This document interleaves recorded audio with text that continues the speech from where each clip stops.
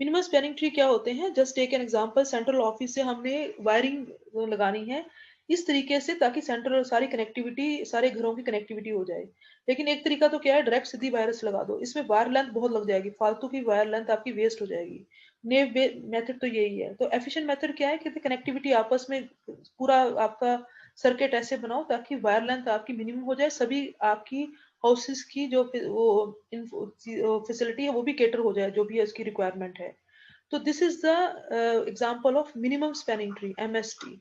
आपको एक ट्री बनाना है, you assume there is a connectivity among the houses also along the central office, that is a graph, ताकि आपकी wire length कम से कम एफिशिएंटली प्लेस भी हो जाए और कम से कम वायर लेंथ हो। सभी घरों में कनेक्टिविटी होती है, तो मिनिमम स्पैनिंग ट्री में every node is connected, it is a connected graph. ऐसे नहीं कि इस ग्राफ इसकी हुई नहीं कनेक्टिविटी, सारा कनेक्टेड ग्राफ होता है और असाइक्लिक बनता है। असाइक्लिक मतलब दिस इज बेसिकली ट्री, तभी बोलते हैं ना ट्री है मिनिमम स्पैनिंग ट्री। ट्री क्या होता है? Graph without cycle. साइकिल नहीं होनी चाहिए, जैसे ये साइकिल बन गया एक तरह का, साइकिल मतलब एक सर्कल लूप सा बन गया, तो साइकिल नहीं होनी चाहिए। तो आपको वायर लेंथ कम से कम हो, तो वो that maximum application minimum spanning tree की आपकी रियल लाइफ की बहुत सारी बनती है। This is minimum spanning tree.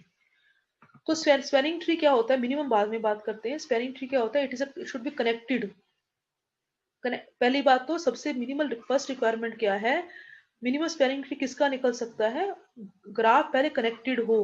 Graph पहली बात तो अनडायरेक्टेड होना चाहिए जिसका मिनिमम स्पैनिंग ट्री निकालना है, और वो कनेक्टेड होना चाहिए। सपोज बोले कहते ये ग्राफ है जी, अब ये ग्राफ कनेक्टेड नहीं है, अगर पूरा पूरा ये ग्राफ है, it is not a connected graph. ये दो कनेक्टेड कंपोनेंट है इसके, एक तो ये है और एक ये है, तो दिस कनेक्टेड ग्राफ का मतलब सिंगल कनेक्टेड कंपोनेंट होना चाहिए। तो ये ग्राफ आपस में कनेक्टेड नहीं है, यहाँ पर जाने का रास्ता ही नहीं है नोड से, तो it should be connected graph first of all. चाहे आपका ऐसा ही हो, not still it is connected graph. रास्ता तो है ना जाने का हर नोड से हर एक नोड की तरफ, और अनडायरेक्टेड हो, डायरेक्शंस नहीं होनी चाहिए, तो वहां पर मिनिमम स्पैनिंग ट्री लगता है। तो स्पैनिंग ट्री क्या होता है? उस ग्राफ से ही निकलता है एक अनडायरेक्टेड ट्री। अनडायरेक्टेड ग्राफ है, ट्री भी अनडायरेक्टेड होगा, ट्री मतलब असाइक्लिक होगा, जिसमें सारी की सारी वर्टिसेस आ जाएं, उसमें मिनिमम एजेस होने चाहिए, काउंट ऑफ एजेस, और वेटेड होना चाहिए, उसमें वेट भी होना चाहिए कि यहाँ से यहाँ वायर लेंथ कितनी है, तो वेट्स भी होने चाहिए हर एज के, it should be weighted one. तो मिनिमम स्पैनिंग ट्री क्या होता है? जिसका वेट मिनिमम कम से कम हो। जैसे एग्जांपल है, it should B graph give should be connected undirected graph, और उसका वेट दे रखा है, हर एज का दे रखा है आपको वेट। और मिनिमम स्पैनिंग ट्री क्या है? असाइक्लिक सबसेट, उस सेट ऑफ एजेस में से कुछ सबसेट आपको उठाने हैं, दैट कनेक्ट सारी की सारी वर्टिसेस को कनेक्ट करते हुए, जिसको हम स्पैनिंग ट्री बोलते हैं। मिनिमम स्पैनिंग ट्री क्या है? जिसका एजेस का वेट का सम कम से कम हो। फॉर एग्जाम्पल ये एग्जाम्पल लेते हैं, इट इज अ ग्राफ, इसका मिनिमम स्पैनिंग ट्री क्या होगा? कनेक्ट सब एजेस को कनेक्ट करते, सभी वर्टिसेस को इंक्लूड करते हुए मिनिमम एजेस ले लो, इसका सम 5 यूनिट आ रहा है। It is not necessary that MST हमेशा यूनिक ही होगा हर एक का। अब इस ग्राफ के लिए दो एमएसटी बन रहे हैं, दोनों का मिनिमम सम ऑफ वेट्स आपका 5 यूनिट बन रहा है। This is an example of minimum spanning tree for this weighted undirected graph. Application कहाँ होती है? सीवर पाइप को अगर आपने इंस्टॉल करना है, रोड प्लानिंग करनी है, सर्किट बोर्ड बनाने हैं, वायरिंग राउटिंग करनी है, या आपने कहीं भी वायर्स प्लेस करनी है, वहां मिनिमम स्पैनिंग ट्री यूज होते हैं। अब एक कनेक्टेड ग्राफ है, इसकी सबकी मिनिमम सिंपल स्पैनिंग ट्री बनाए गए हैं, मतलब सभी वर्टिस एज मिनिमम बनाने हैं ताकि सभी वर्टिसेस को कनेक्ट कर दें।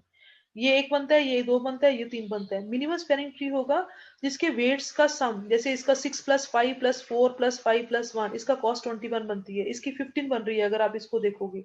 तो मिनिमम स्पैनिंग ट्री होगा out of all this spanning tree जिनके वेट्स का सम कम बनता हो, तो कॉस्ट इसकी 15 है, तो this is MST for this graph. Okay, तो these are two algorithms, Kruskal and Prim's, you might have done it. Kruskal's में क्या होता है, हमेशा कम वेट वाला उठाते हैं, कम एज, सबसे पहले एजिस के पॉइंट ऑफ व्यू से सॉर्ट कर दो। ये एजिस थे, हमने इसको सॉर्टेड ऑर्डर में लिख दिया वेट के अकॉर्डिंग।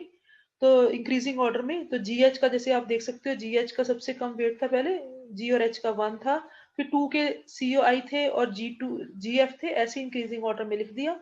और इंक्रीजिंग ऑर्डर में एजिस को उठाते जाओ वेट के अकॉर्डिंग, पहले जीएच सबसे कम, फिर 2 उठाया।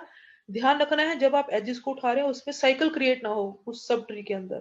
तो ये फिर आपने सी आई उठाया, कोई साइकिल नहीं बना, ए बी उठाया, कोई साइकिल नहीं बना, सी एफ को उठाया, कोई साइकिल नहीं बना।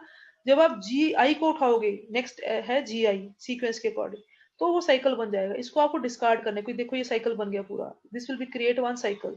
वो आपको नहीं लेना है, उसको डिस्कार्ड करो। CD को उठा लिया, कोई प्रॉब्लम नहीं है, एंड सो ऑन। HI को उठाया, HI को जब आप उठाओगे फिर से साइकिल बन जाएगा ऐसा करके, तो आपको इसको भी नहीं उठाना, डिस्कार्ड दिस। AB को उठाया, कोई दिक्कत नहीं है, एंड सो ऑन। DE को उठाया, DE के बाद आपकी चॉइस है, सम बुक्स डू से इट गोज टिल एंड।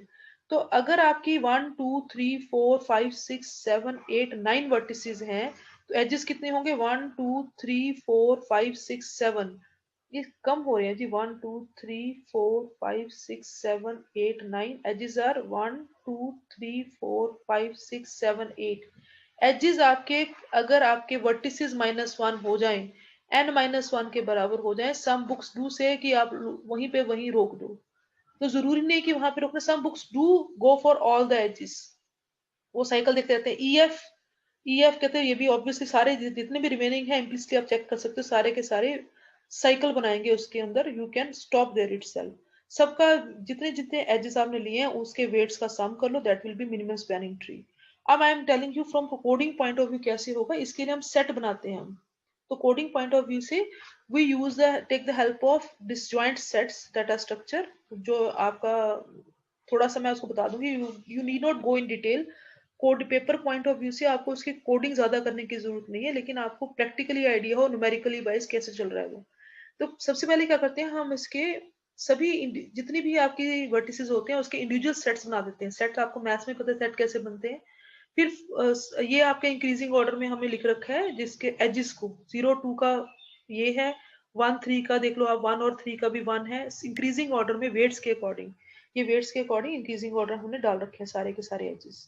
तो सीक्वेंस से उठाते जाएंगे। ये ध्यान में रखना, सेम सेट में नहीं होने चाहिए वो दो एजेस के and points vertices same set में नहीं होने चाहिए। 0 2 को उठाया, 0 और 2 डिफरेंट एजेस में है, you can go for this अब वर्टेक्स। जब आपने 0 2 को उठाया, वो एक एज में एक सेट में ऐड हो जाएंगे, वो 0 और 2 एक सेट में ऐड हो जाएंगे। फिर आपने पहले इंडिविजुअली सब एक एक वर्टेक्स एक एक सेट में था। फिर नेक्स्ट एलिमेंट को उठाया, 1 3 एज को उठाया, 1 3 are from different edges. these if two vertices of the edge are from different sets, तो ये कभी भी साइकिल नहीं बनाते। तो they won't create cycle if they belong to two different sets. Edges के एंड वर्टिसेस दो डिफरेंट एजेस के हैं, तो ये भी आपका साइकिल नहीं बनाएंगे। You can involve it, but after using these two sets, merge these two, union कर दो इन दो सेट्स का। तो आपने यूनियन किया, 1 और 3 आपके एक सेट बन गया, ये कंबाइन होके। फिर आपने 3 और 7 को लिया, 3 और 7 डिफरेंट सेट्स को बिलोंग कर रहे हैं, obviously you can use it.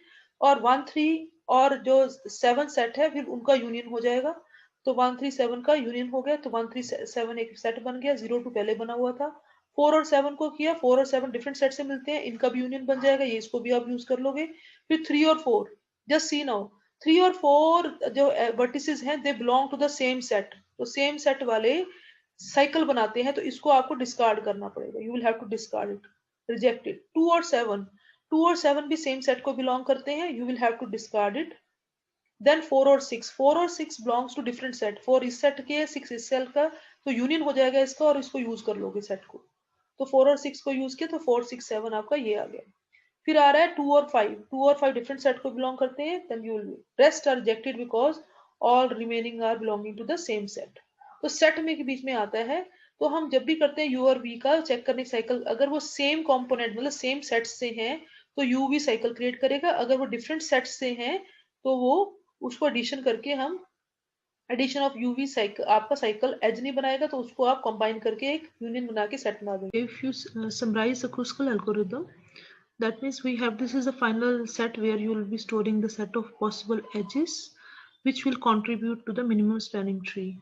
So initially for every vertex in the graph, use a make set function, that means create individual sets of every vertices, then sort those given set of edges in the increasing order based on the weight value, and for every sorted edge, taking one by one starting from the least value of the weight and moving further for each value of the edge, find the find set for the vertex u as well as for vertex v.